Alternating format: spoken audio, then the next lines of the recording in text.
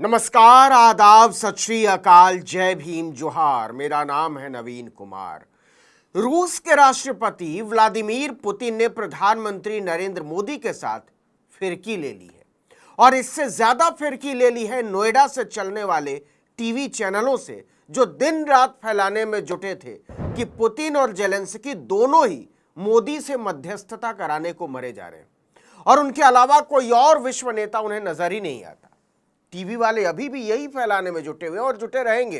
वो आपको बता रहे होंगे कि पुतिन ने कहा है मोदी ही रूस और यूक्रेन की लड़ाई में मध्यस्थता कर सकते हैं। सरासर झूठ। इस पर बिल्कुल भरोसा मत कीजिएगा। न्यूज एजेंसी रॉयटर्स की जिस रिपोर्ट के आधार पर मध्यस्थता वाली यह बात आपको घुमा फिराकर बताई जा रही है, उसमें मोदी का नाम जबरदस्ती घुसेड़ा गया है। जरा समझिए कि कैसे दोहरा सदमा लगा है मोदी के शिष्यों को। रॉयटर्स की रिपोर्ट में साफ साफ कहा गया है कि पुतिन ने कहा है भारत, चीन या ब्राजील दोनों देशों के बीच मध्यस्थता कर सकते हैं। गौर कीजिए, भारत, चीन या ब्राजील, देश का नाम लिया है, किसी नेता का नहीं लिया है। पुतिन को इस बात से कोई फर्क नहीं पड़ता कि आदमी कौन है। भारत के प्रधानमंत्री की कुर्सी पर जो भी बैठा होगा वो उन्हें मंजूर होगा, और यही ब्राजील और चीन के साथ है। मतलब पुतिन ने इशारों ही इशारों में जता दिया है कि व्यक्ति नहीं, देश बड़ा होता है। व्यक्ति तो आते जाते रहते हैं। तो पुतिन ने मोदी के चेलों का यह गुरूर तोड़ दिया है कि अमेरिका से रूस तक मोदी के आगे हाथ जोड़े खड़े रहते हैं। वो भारत को अहमियत देते हैं। अंतर्राष्ट्रीय कूटनीति में राष्ट्र हमेशा व्यक्तियों के ऊपर होते हैं। दूसरी बात, पुतिन ने 3 विकल्प दिए हैं, चीन, ब्राजील और भारत।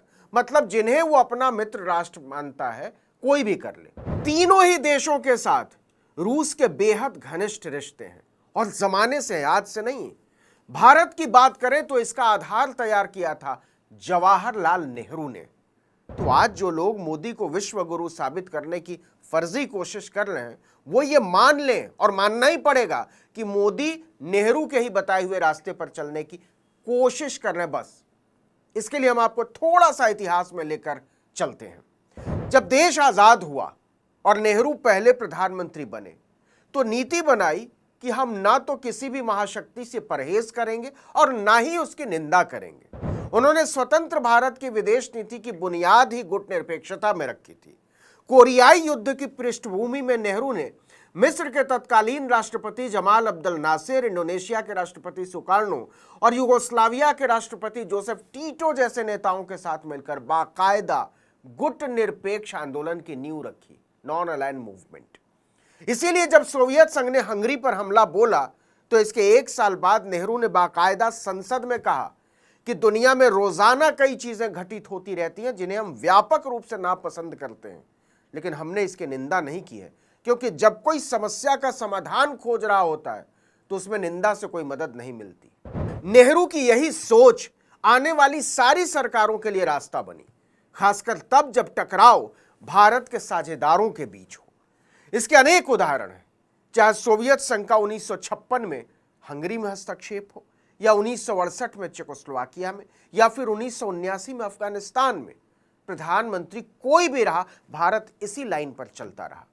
तो अगर कोई आपको समझा रहा है कि मोदी विश्व गुरु बन गए हैं और उनसे पहले वाले अनाड़ी थे, तो उसको बोलिए कि जरा इतिहास पढ़िए। अब फिर से रूस यूक्रेन के बीच मध्यस्थता पर आते हैं कि कैसे पुतिन ने व्यक्ति के तौर पर मोदी से फिरकी ले ली है। उन्होंने कहा कि वो जंग में समझौते को लेकर यूक्रेन से बातचीत के लिए तैयार है, लेकिन यूक्रेन को 3 शर्तें माननी ही पड़ेंगी। और ये शर्त रूस ने कोई पहली बार नहीं रखी है। जंग शुरू होने के बाद फरवरी 2022 में भी तुर्की ने दोनों देशों के बीच समझौता कराने की कोशिश की थी। आपको याद हो तो तुर्की की राजधानी इस्तांबुल में कई दौर की बातचीत हुई थी। खुद रूस के विदेश मंत्री ने इस वार्ता में हिस्सा लिया था, और तब भी रूस ने यूक्रेन के साथ युद्ध रोकने की यही 3 शर्तें रखी थी। वो शर्तें भी सुन लीजिए। 1, यूक्रेन को दोनेत्स्क, लुहांस्क, खेरसोन और जपोरिजिया से अपने सैनिक हटाने होंगे। 2, रूस यूक्रेन के हिस्सों से अपना कब्जा नहीं हटाएगा। और तीसरी शर्त, जो सबसे बड़ी है और अमेरिका को घुटनों पर लाने जैसी शर्त है, यह शर्त थी यूक्रेन कभी भी नाटो का हिस्सा नहीं बनेगा। यह लिख कर देना पड़ेगा। जैसा कि तय था, यूक्रेन ने इन शर्तों को मानने से इनकार कर दिया। अब देखिए कि रूस ने फिर से उन्हीं शर्तों को दोहराया है और इनमें से केवल दूसरी शर्त पर वो समझौता कर सकता है कि वो यूक्रेन के हिस्सों से अपना कब्जा नहीं हटाएगा। लेकिन ये तो मुद्दा है ही नहीं और ना ही ये लड़ाई की असली वजह है। लड़ाई की असली वजह है यूक्रेन का नाटो का हिस्सा बनने की जिद पर अड़ना।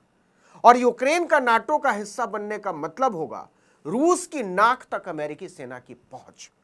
अब रूस कह रहा है कि वो जो कर रहा है सिर्फ आत्मरक्षा में कर रहा है, क्योंकि वो अपने किसी भी पड़ोसी देश को अमेरिकी सैन्य अड्डा बनने की छूट नहीं दे सकता। इसे कोई भी देश हवा में नहीं उड़ा सकता और भारत तो बिल्कुल नहीं।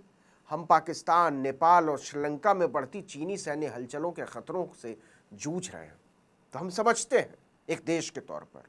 तो तय है कि यूक्रेन इस शर्त को मानने से रहा।